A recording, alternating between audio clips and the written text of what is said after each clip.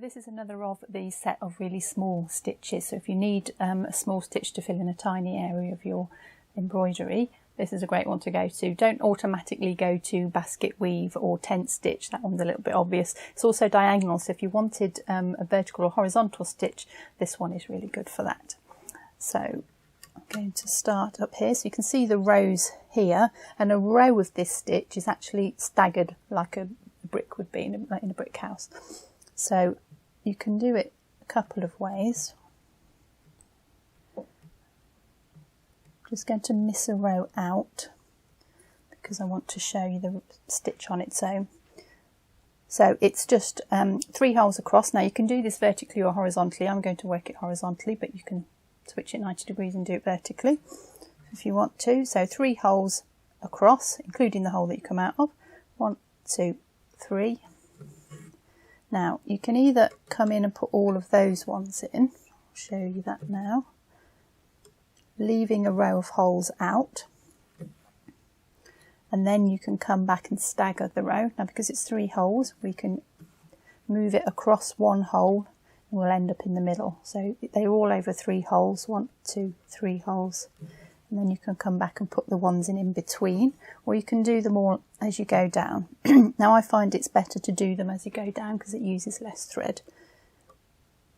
So it's 1, 2, 3, and then we stagger the one underneath that. We come in 1 hole and we go 1, 2, 3, come out 1 hole, 1, 2, 3, and you'll notice I'm going the same way each time. I'm going from right to left, so the thread will go round and round the holes in the same direction. So it's a pretty tiny stitch. You can do it bigger. You would need to do it over an odd number of holes because you need a middle so that they stagger evenly. So it's 3 holes or 5 holes, but 3 holes is a nice small stitch just to have an alternative to the basket weave tent stitch. So that's 1 row. So you can see how they're staggered like a brick. So to put the second row in, I'm going to count 3 holes out, including that hole with the thread in. So 1, 2, 3. I'm coming out from the empty canvas and down into the hole with the thread in it. It's much neater if you can do that. Stagger 1 hole in. 1, 2, 3 meets the end of that stitch on the previous row. Come out 1 hole. 1, 2, 3. In 1 hole. You can see how the pattern starts to form now. So you can accent that pattern by changing colour if you want to. You could change colour across as well, not just up and down.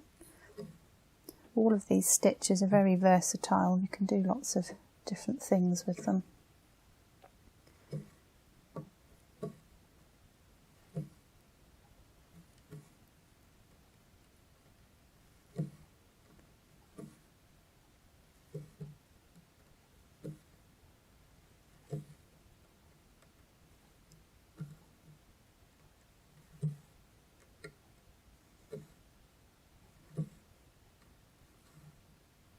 So there we go, so that's 2 rows together and you can start to see that pattern coming. So nice simple stitch to do, nice small stitch if you want to fill in a small area, and you can change your colours vertically or horizontally. You can change your stitch around 90 degrees as well. So that's brick stitch.